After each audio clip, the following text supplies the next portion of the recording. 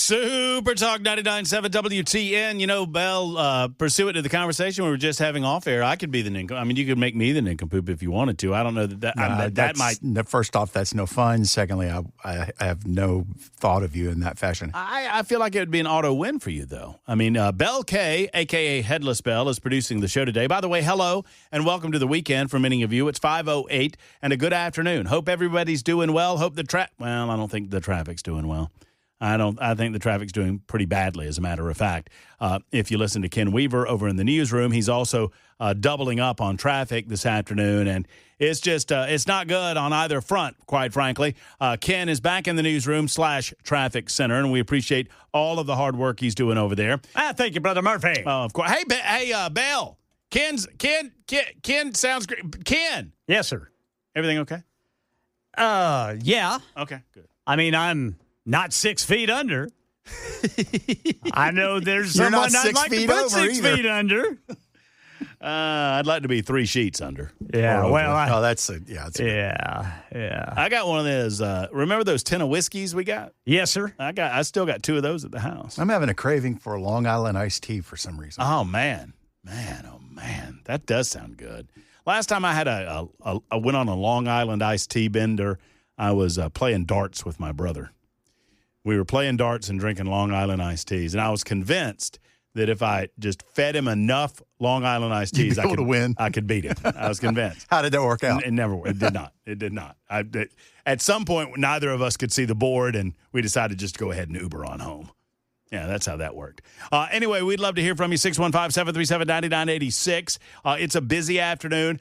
I like to remind folks who are off on the weekends to thank our weekend warriors, and I'm talking about all of them, from the police officers and the firefighters and the other first responders to the doctors and nurses that work in our hospitals, to the restaurateurs. I'm talking business owners, the folks that work at the convenience store or the restaurant, whether it be fast food or whatnot, or, people that take your money at the golf course. Whatever you're doing on the weekend, we thank you for doing it because it's part of what making our weekend so special. Food trucks bringing me my burrito. Food trucks bringing you the burrito, or the truck drivers that are driving over the course of the weekend. All of you working on the weekends, we say thank you to you weekend warriors for making our weekend special. 615-737-9986. 615-737-9986. As predicted by me. Who's got 2 thumbs and is constantly right? This guy. That's who. That's right, Murphy was right. They released the Epstein transcript. And already liberals are saying it's a fake. I told y'all. I told you this would happen. So the Department of Justice, in an attempt to be as transparent as humanly possible, has released a transcript and audio of the Ghislaine Maxwell prison interview. Ghislaine Maxwell was interviewed by an assistant attorney general, I guess, or a deputy attorney general. And during the course of that interview, she was asked about Donald Trump's relationship with Jeffrey Epstein. She said that, to her knowledge, there was nothing untoward, and that while there was a friendly enough relationship, that she never saw anything of a sexual nature go on. Todd Blanche. Did you ever observe President Trump receive a massage? Ghislaine Maxwell, never. Todd Blanche, did you ever observe, you said that you were, have you ever seen, there's photographs, public photographs of Mr. Epstein and President Trump together? Ghislaine Maxwell, yes. I actually never saw the president in any type of massage setting. I never witnessed the president in any inappropriate setting in any way. The president was never inappropriate with anybody. And so, because the president has essentially been exonerated of any inappropriate behavior by Ghislaine Maxwell, and I'm not suggesting you should believe Ghislaine Maxwell, I'm suggesting that she is one of the very, very few people alive that have the goods, right? Jeffrey Epstein is dead, unless you are one of the conspiracy theorists that believe that he actually left that jail cell and is off somewhere on an island or whatnot. But for the most part, most of us believe that Jeffrey Epstein is dead. Most of us do not believe that Jeffrey Epstein killed himself willingly. Maybe he killed himself, and maybe that was against his better judgment, whatever. But Ghislaine Maxwell has now, that testimony, that interview, that transcript, has been made public. It will never be enough. There are sides that want to damn Donald Trump with this information. There are sides that want to exonerate him. I don't know that we are not at a point where no one will ever be satisfied if it does not say what you already believed. This is where we're at. It's very similar to the JFK situation, okay? Human nature suggests that we have all come to our own individual conclusions about what happened on that fateful day, November 22nd, 1963. I'm a little impressed that I remembered the date. I have impressed myself, and I'm probably the only one. November 22nd, 1963, Dallas, Texas, Dealey Plaza. John F. Kennedy was killed. During my childhood, a minority of individuals believed that there was a grander conspiracy beyond a lone gunman. And there are many questions regarding the evidence, et cetera, et cetera. I understand fully why those questions have been asked. I understand fully why people believe that it was something other than a lone gunman. I did my own level of research back in my 20s. I mean, and, you know, as much as the next person, right? I read a few books. I read up on it, read a little bit of the Warren Commission report for what it's worth.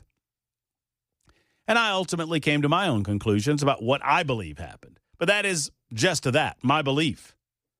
I have no particular or special expertise or evidence that would lead me to know more than the next guy. There are some that have a particular level of expertise and have seen evidence that would know more than me or you. And they've offered their thoughts on it. But theirs are just theories too. But we have gotten to a point where so many of us are so cocksure of our conclusions that we are not going to be moved off of them. And if we are presented with evidence that is contrary to our conclusions, what do? What do we say? Well, that's fake. That's phony. Somebody made that up. That's not real. The thing that proves that what I believe is really the truth, they've covered that up. The thing that proves that my theory on the JFK assassination is the right theory, they've destroyed that evidence. Or they haven't released that evidence. Or this and this and this confirms that I'm right, and I dismiss this other batch of evidence that contradicts my belief as phony baloney nonsense, cocked up by the opposition to throw us off the case. You see how these things work? I think Epstein's gotten there. We are to the point where no matter what evidence is presented, those that believe a certain set of theories are going to believe that set of theories regardless of what we see. And a lot of this is on political lines. A lot of this is on political lines. I said Dealey Plaza. Why is Dakota saying that it's Daley Plaza? Because Dakota wanted to be wrong. Okay. I mean, Dakota, if you want to be wrong, all right. It is Dealy, Dealey Plaza. I've been there. Have you been there? Yeah. I figured you had. Yeah. You've been to Dallas a lot. Yeah, I lived in Dallas. Smaller joint than you would think. Oh, yeah. The very first time I went through it, I was in a car, and the guy driving is like, "Here, this is where Kennedy got shot." And I'm literally looking around going, where? And I'm in the spot. Right. But it's with so, the X? Yeah. Yeah, it's so tiny, and you go through it so quick that unless you get out of the car to look around, you don't realize how tiny it is, really. The big question is, and the only answer that for someone like me that believes that, I understand there was a lot of controversy around JFK. I understand there's a lot of people that wanted JFK dead, but I believe that Lee Harvey Oswald acted independent of those individuals. I think that he decided that it was up to him to kill JFK, and he decided that he had the opportunity to do it when JFK came to town, and it was a different time, y'all. They announced the route in the newspaper. and but I don't understand why he didn't kill him when he took, what was it, a right-hand turn and was heading toward the book depository before taking the left-hand turn.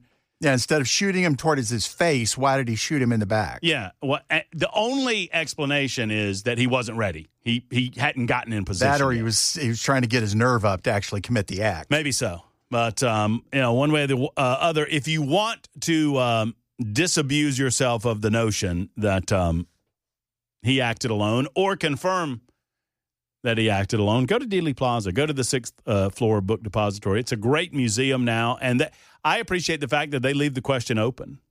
They don't pretend to give you an answer on it. They recognize the conspiracy. They recognize the theories. I won't even call them conspiracies.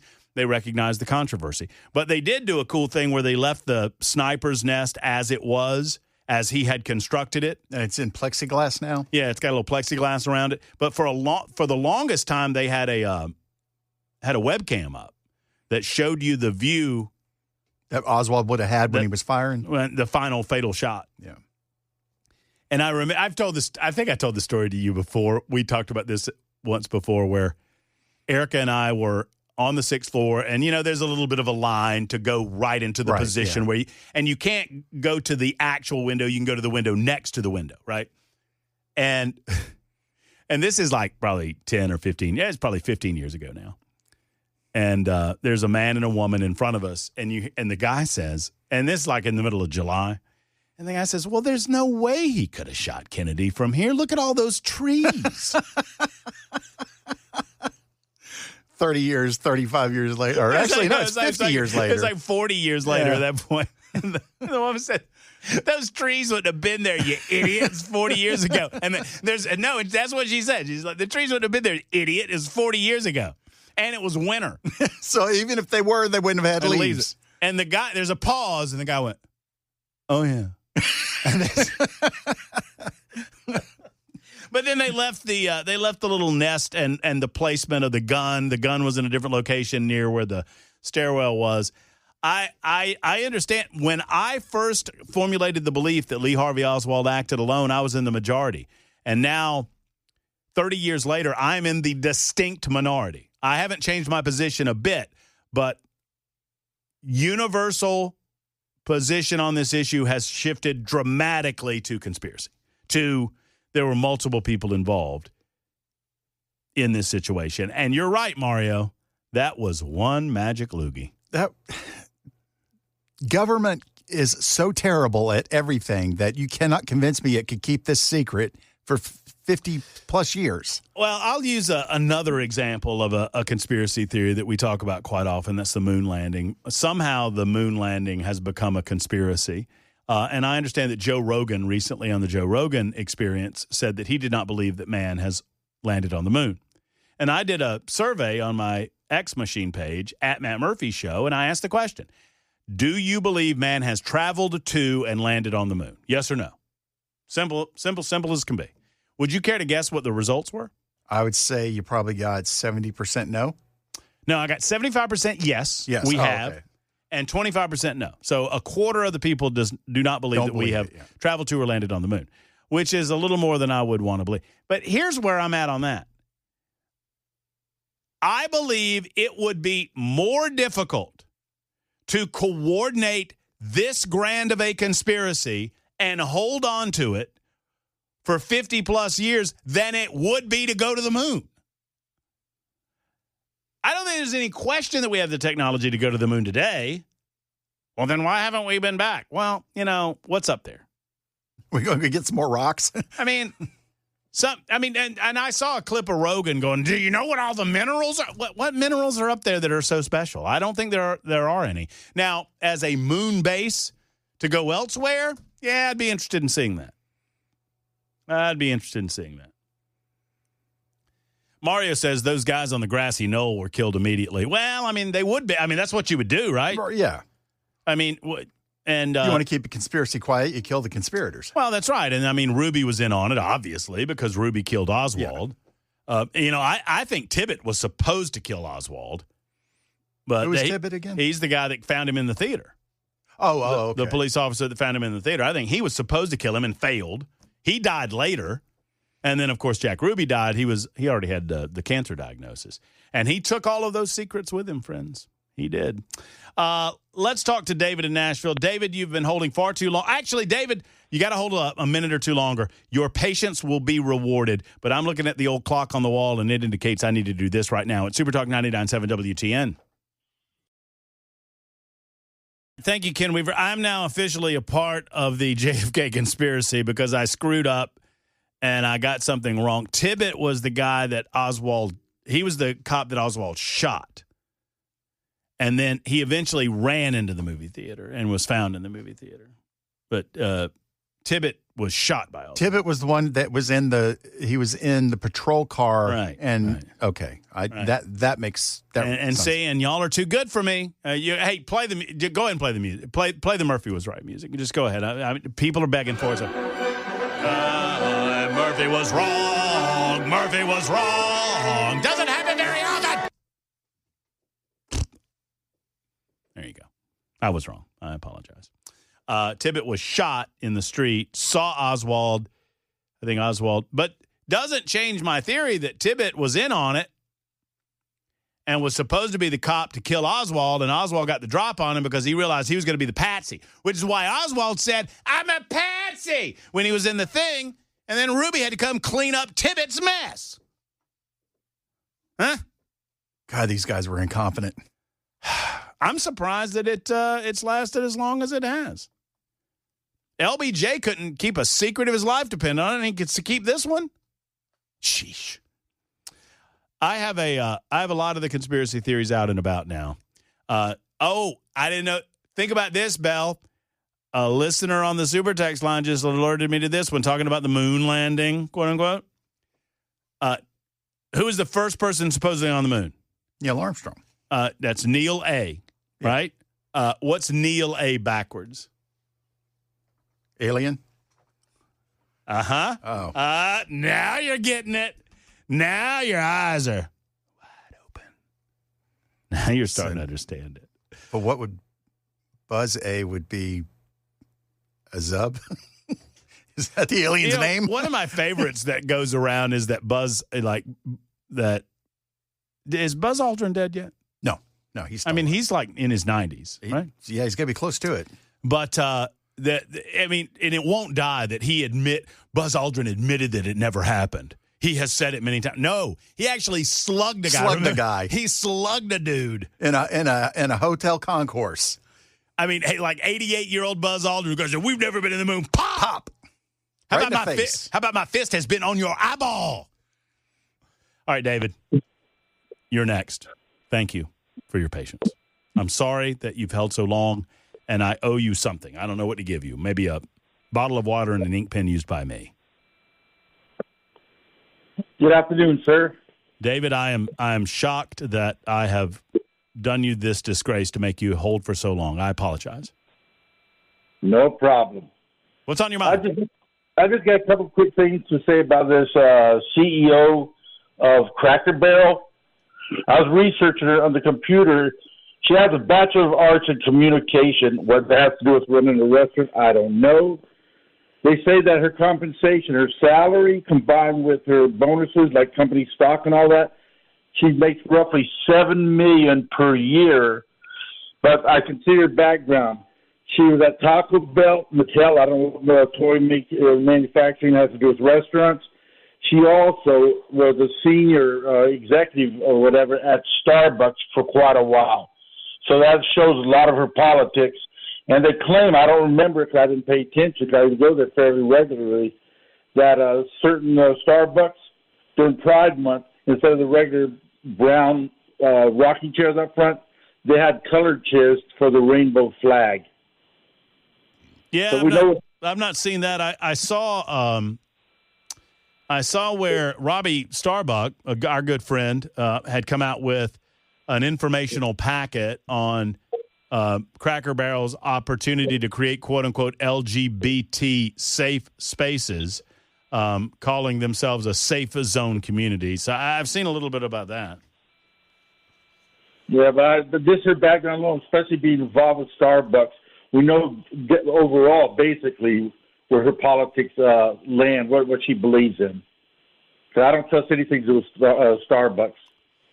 No, They're and I don't know what the leadership is doing over there, and I hate it because I hate it for Cracker Barrel. I want to like Cracker Barrel. I mean, I've said I'm on record as saying Waffle House is superior to Cracker Barrel in every way. Perhaps we'll get back into that conversation. Maybe Cracker Barrel will make the cut and become a nincompoop in the news. You never know. We'll never find out until we get to the real news, and I'm late for it. It is 5:30 or just after on Super Talk 99.7 WTN.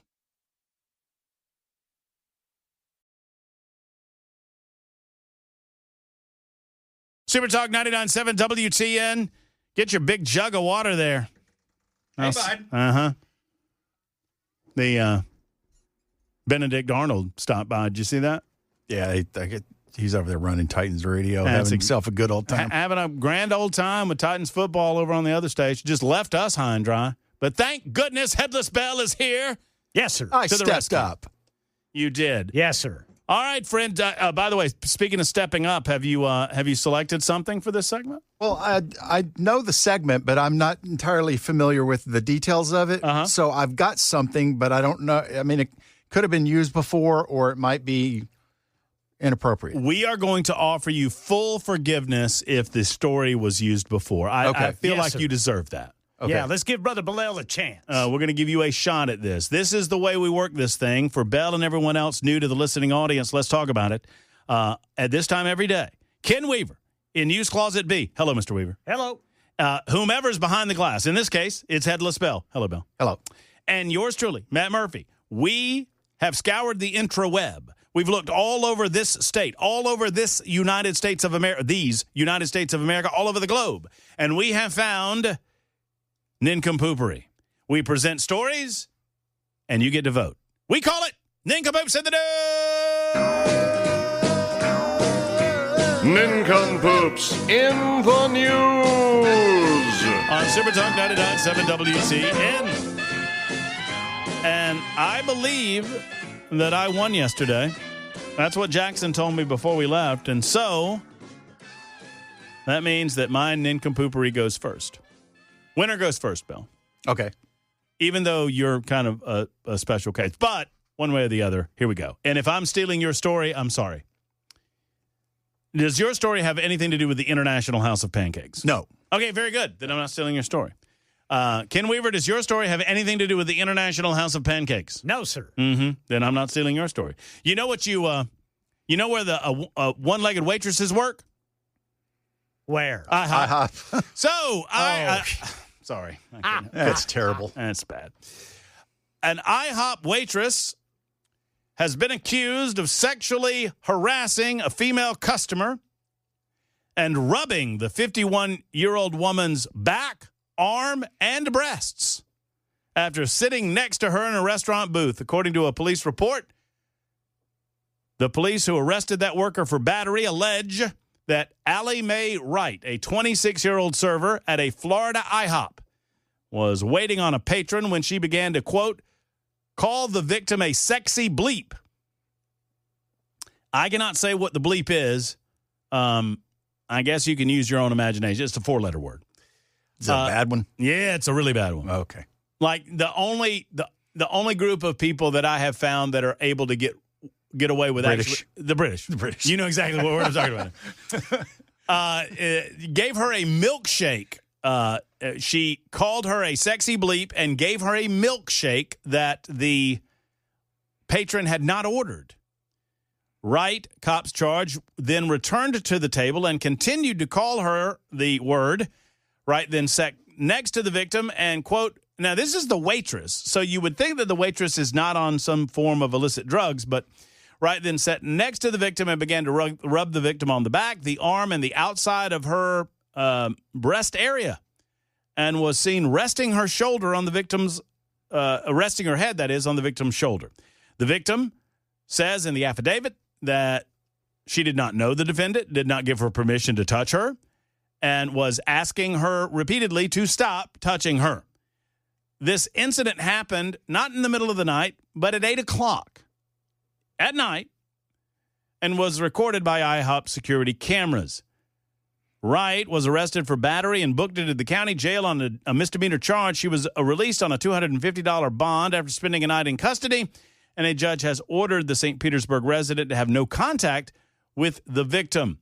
The arrest affidavit indicates that the police officers at the scene detected an indication of significant alcohol influence with regard to the waitress. How much is significant?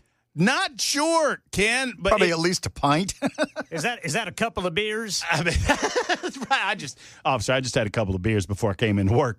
It is my favorite part of this story is the last line of the story. It is, as of this printing, unclear what her current employment status is at the International House of Pancakes. So here's how bad is it that you have to get tied up? You have to tie one on before you go to work at the IHOP. Pretty bad. That's pretty bad. The IHOP is no Waffle House, I'll tell you that. But they're probably beating the Cracker Barrel in terms of their stock price today. Y'all seen that? Yes. Bad. All right, there's my nincompoop. Belle, you want to go next? Sure. All right. She almost froze her butt off, quite literally.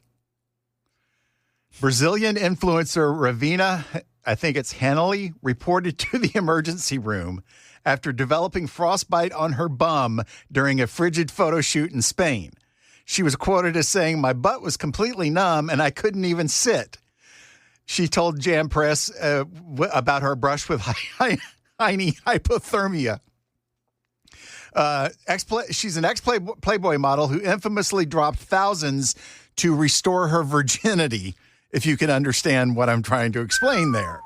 So she became a virgin again. She frequently shares photos of herself posing in exotic locales for her over 267,000 followers on Instagram. She saw an opportunity to create yet another scintillating shoot while vacationing with friends and ended up in the emergency room with hypothermia on her butt. Can I pull back the curtain for just a second? Okay.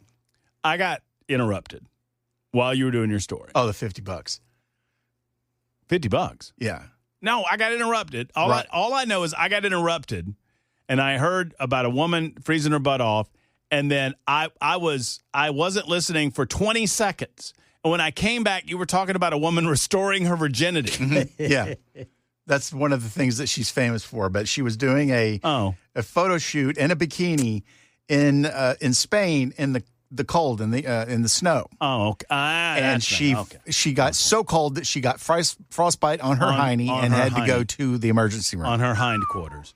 But Mason was offered $50 to do that. He was offering $50 To interrupt you. Yeah. Oh. Well, did he win? Yeah. Chris has to pay him $50 now. For interrupting me during nincompoop? Yeah. Oh.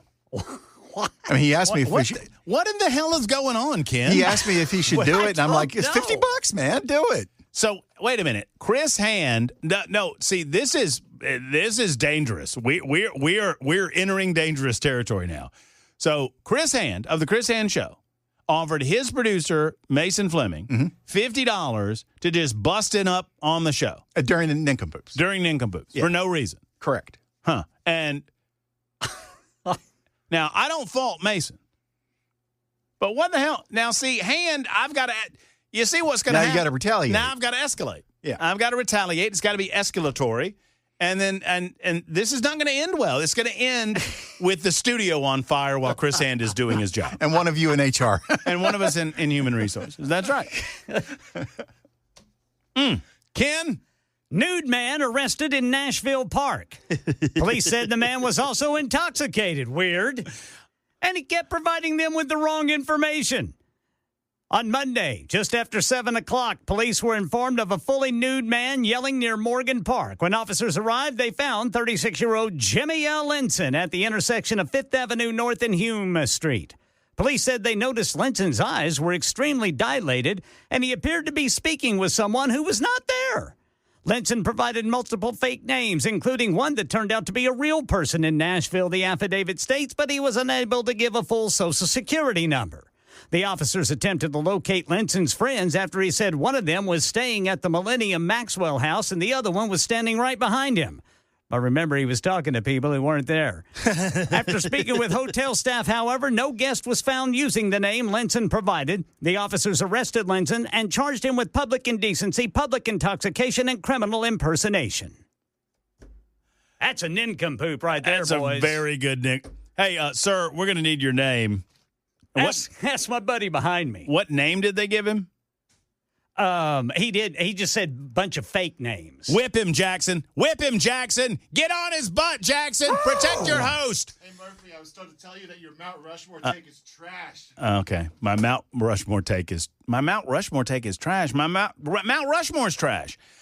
So Ken, Yes, sir. they asked him his social security number, and he said it was 14. Yeah, he gave a name that was actually a real person in Nashville. Then they said, "What's your social security number?" And God, he must be old if it's only 14. I know, right? yeah. What's your social security number? 14 and a half. And he was naked, And he's in Nashville. and he may have been intoxicated. You think? Yeah, Mm-hmm. his eyes were dilated. I wish I was intoxicated. Yeah, I could use a. Yeah, I could use a pop or two. Long Yes, sir. Island iced tea. Oh my goodness gracious! Yeah. How many times? If we say it 3 times, will a leprechaun magically show up with a bucket of Long Island iced tea? yeah. You He'll would jump. hope. He'll jump straight out of my beard. Oh man! Long Island iced tea. Long Island iced tea. Long Island iced tea. Let's go. Let's make it Here happen. he I comes. didn't know Ken's beard provided favors like Oh that. man! Here he comes. Me lucky charms. Ho! He's out of his mind. Ken Weaver's leprechaun screams "Hall." That's pretty good. It's a country leprechaun. There's a play the little sounder again. We're supposed to play the sounder again Yes, sir. as we go out on Nincompoops in the News. That's Nincompoops in the News. Super Talk 99.7 WTN. We'll get to Larry momentarily. We'll get to all of you momentarily. You can call in. I will get to my take. By the way, I've got to tell you I can tell you my truck story now because I've learned that the reason that I went to the dealership that I went to no longer owns the dealership that I went to. Oh, so I was right. You were right. Okay. And the dealership that I went to is sucking hard At providing you good customer service. at providing me any customer service. And I'm going to tell you the story, and I might lead you to a direction where you can figure out who the dealership is on Super Talk 99.7 WTN.